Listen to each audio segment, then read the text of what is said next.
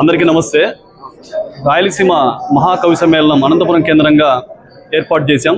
ఇందులో రాయలసీమ ప్రసిద్ధ ప్రదేశాల మీద కవితా గానం 180 మంది కవులు, రాష్ట్ర వ్యాప్తంగా 180 మంది కవులు వివిధ ప్రదేశాలపై కవితా గానం చేస్తున్నారు.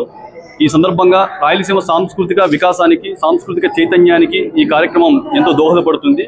గత దశాబ్ద కాలంగా విభిన్న అంశాలపై రాయలసీమలో సాహిత్య సాంస్కృతిక పునర్వికాసాని కోసం మేము ప్రయత్నం చేస్తూ ఉన్నాం. మారుమూల వెనుకబడిన ప్రాంతాల్లో అనేక చారిత్రకమైనటువంటి ప్రదేశాలు, అడవులు, ప్రకృతి సహజసిద్ధమైనటువంటి అనేకమైనటువంటి భౌగోళిక విశిష్టత కలిగినటువంటి ప్రాంతాలు కవిత్వం ద్వారా వెలుగులోకి తీసుకొచ్చి సమాజంలోకి తీసుకొచ్చేటువంటి మా ప్రయత్నం చేస్తున్నాం. ఈ సందర్భంగా రాయలసీమ భవిష్యత్తులో రాయలసీమ సమస్యల మీద, రాయలసీమ అభివృద్ధికి సంబంధించిన అంశాల మీద కూడా అనేక కార్యక్రమాలు, సాహిత్య వాతావరణాన్ని తీసుకురావడానికి మేమందరం ప్రయత్నం చేస్తున్నాం. ఈ సందర్భంగా ఈ కవులందరూ కూడా విభిన్న ప్రాంతాల నుంచి వచ్చి రాయలసీమ వికాసం కోసం పనిచేస్తున్నందుకు వారందరికీ ఈ సందర్భంగా హృదయపూర్వక ధన్యవాదాలు. ఈరోజు అప్పిరెడ్డి హరినాథ్ రెడ్డి గారు రాయలసీమ కవి సమ్మేళనం ఏర్పాటు చేశారు. మరి ఈరోజు కవులు సుమారుగా 200 మంది ఈ కార్యక్రమానికి పాల్గొన్నారు. మరి దీనికి ఫండ్స్ కూడా అమెరికాలో డల్లాస్ రాయలసీమ వాళ్ళు కూడా ఈ కార్యక్రమానికి ఫండ్స్ ఏర్పాటు చేశారు. మరి వారికి కూడా ధన్యవాదాలు. మరి ముఖ్యంగా ఈ కార్యక్రమంలో ఏమేమి విషయాలు మాట్లాడారంటే, కవులు ముఖ్యంగా రాయలసీమ కరువు మీద, రాయలసీమలో జరుగుతున్న అన్యాయం మీద కవిత్వాలు రాసి రాయలసీమ బాగుపడడానికి, అదేవిధంగా మనకు ఇంచుమించు 60 సంవత్సరాలుగా మన రాయలసీమకు అన్యాయం జరుగుతూ ఉంది. ఏ రాజకీయ నాయకులు కూడా పట్టించుకోవడం లేదు. 55 మంది ఎమ్మెల్యేలు ఉన్నా కూడా మన రాయలసీమ కరువు గురించి కానీ, రాయలసీమలో ఆత్మహత్యలు ఎందుకు జరుగుతున్నాయని కానీ ఏ రాజకీయ నాయకులు మాట్లాడడం లేదు.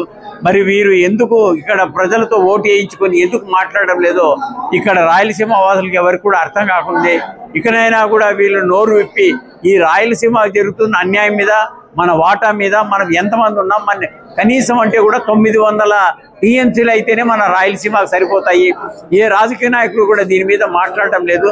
మరి కవులకు ముఖ్యంగా ఇక్కడ ఈ రోజు జరిగిన కార్యక్రమంలో మనకు జరుగుతున్న అన్యాయం మీద ప్రతి ఒక్కరు కూడా కవిత్వం రాయాలని చెప్పేసి ఈరోజు కవి సమ్మేళనంలో కూడా మాట్లాడడం జరిగింది. అదే తరహాలోనే మేము రాయలసీమలో ప్రతి రైతుకు కూడా సాగునీరు కావాలి, ప్రతి రైతుకు గిట్టుబాటు ధర కావాలని చెప్పేసి చాలా 10 సంవత్సరాల నుంచి కూడా మేము ప్రయత్నం చేస్తున్నాం.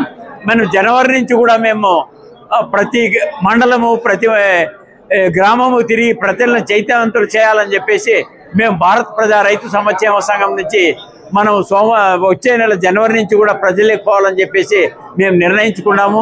మరి కాబట్టి దీనికి అందరూ కూడా సహకరించాలి.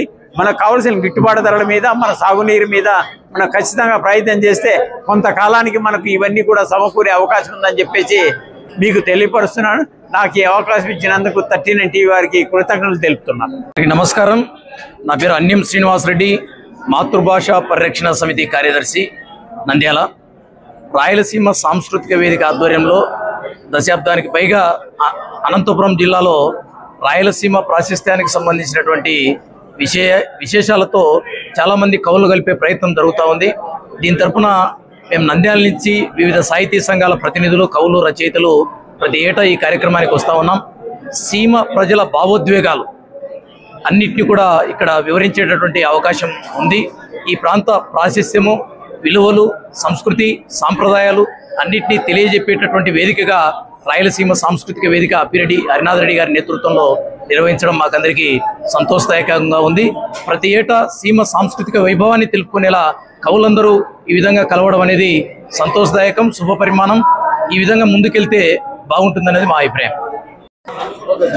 నా పేరు డాక్టర్ కిషోర్ కుమార్. నేను నంద్యాలలో దంతవైద్యునిగా ప్రాక్టీస్ చేస్తున్నాను. ఇదిగో రాయలసీమ బిడ్డ, దీని కథ తెలుసుకో తెలుగు బిడ్డ అన్న సినారే గీతంకు సూచనగా ఈరోజు 108 మంది కవులు, 108 రాయలసీమకు చెందిన అంశాలతో ఈ మహాకవి సమ్మేళనానికి రావడం, అందులో నేను నందుల ప్రదక్షిణమని నందివలయం, నవనందుల గురించి చెప్తున్నాను కవితా రూపంలో. ఇటువంటి సమావేశాలు రాయలసీమలో మరిన్ని జరిగి రాయలసీమ సంస్కృతిని మరింత వెలుగులోకి తీసుకురావాలని కోరుకుంటున్నాను.